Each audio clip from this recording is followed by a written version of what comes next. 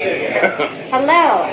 So we are here at the Ma'alaya General Store, and I just got schooled on what beers I should be trying if I'm going to start tasting Kona Brew because I am not a beer drinker, but I'm becoming one now. It's delicious.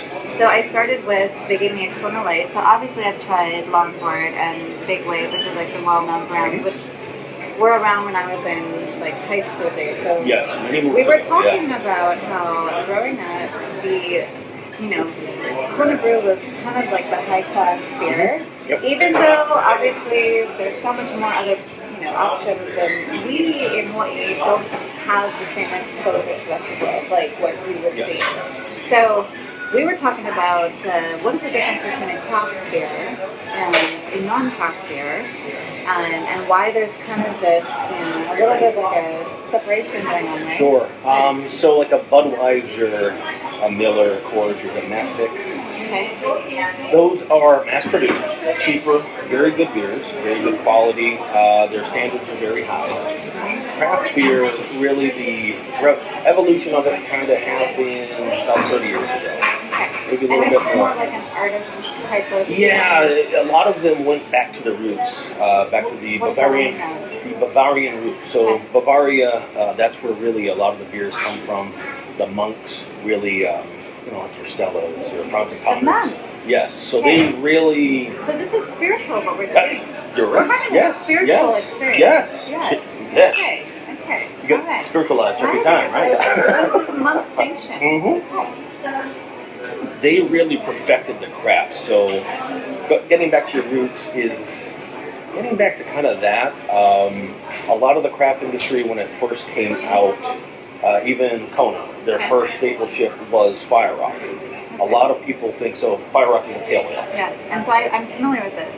Yeah. It's a little more spicy, so I understand the name. Yes. Fire Rock, okay. So a lot of people think it was Longboard. That's a lager. Lagers are the best-selling beers in America. And that is what sells the most here out of all of your brands. Because I know Blaze is telling me. Now Blaze is hiding because he doesn't want to be in camera. So we have Bill. And can you explain who you are in relation? Because they're close, they're like a tag team. Absolutely. Okay. So I'm Bill. I work for Odom Distribution. So we distribute Kona Brewery's beer. Okay. Kona Brewing is independent now, about 2.5 years now. And that is a new... it is. Kind of new. It's new. They separated from Anheuser-Busch, so they are an independent craft brewery again. Made it on the Big Island, cannery, kegs. Bottles are still made on the on the mainland from Anheuser-Busch. They actually have to buy them. Yeah. But that might be going away. Yeah. So all the cans are being made here, and all the kegs have always been made here. So we can repeat that. The cans are in the process of all being made here, which is huge. Yes, it is. So this is actually a big investment into Hawaii. Oh yeah, absolutely. Right? It's going to create more jobs, and it's going to keep the Kona brand Hawaiian. So this is kind of what we were talking about what happened and transitioned, in addition to just them educating me on what I should be drinking, which did a good job. They told me Kona Light, which was very light and crisp and has like a very light little tang at the end, but it almost is kind of like a water with an extra bite. So that's it. Like a lot of light beers. Yeah. But it actually has a little flavor to it. And then they gave me, what did you give me after that? Kona Mai Tai. Okay. Yes. So he said that's a wheat ale. Her time, his time. Yes, exactly. That's my time. And I actually like it. I do. So it's not that I don't like beer. I just usually get very full. So that's kind of what my explanation was. But other than that, I like the flavor. It's not as strong as other things that normally for me to go a little bit heavier, I have to already have had some kick. Yes. So if you want to go heavier, especially with the crafts, you would go up to like a IPA, so Indian Pale Ale. And that's something that was really brought to America, kind of exploded about 20 years ago. Okay. Indian Pale Ale, what is that? Very hoppy beer. The reason why they hopped it up a lot, because in Great Britain, when they brewed it, they had to get it to India. So in order to really keep that beer fresh, semi-fresh, they had to transport that all the way to India to get it to their troops and the royalty, darling, of course. Of course. So then a lot of the brewers, the craft brewers here in America, they kind of rediscovered that formula. And that's why IPA is such a huge thing right now. But that's also kind of their They've got a big name, it's a big right? following.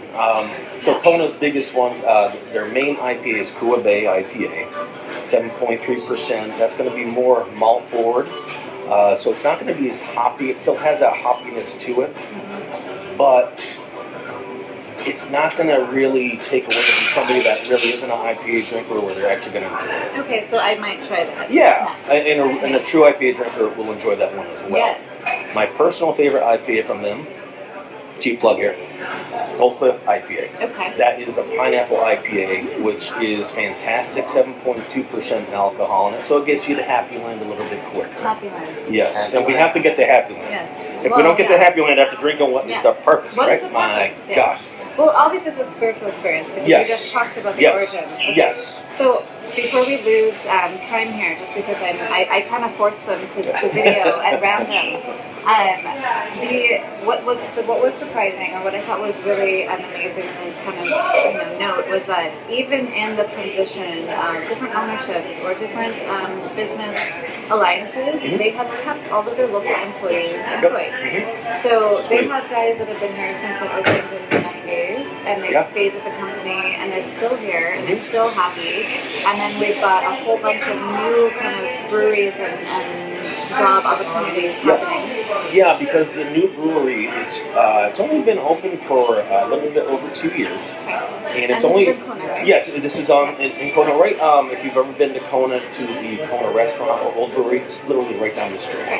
It's only about 40% operating right now, so that's why it's been kind of a slow transition getting some of those cans out the door and stuff like that. Because we're waiting for more employees. Yeah. So, but Like they will get.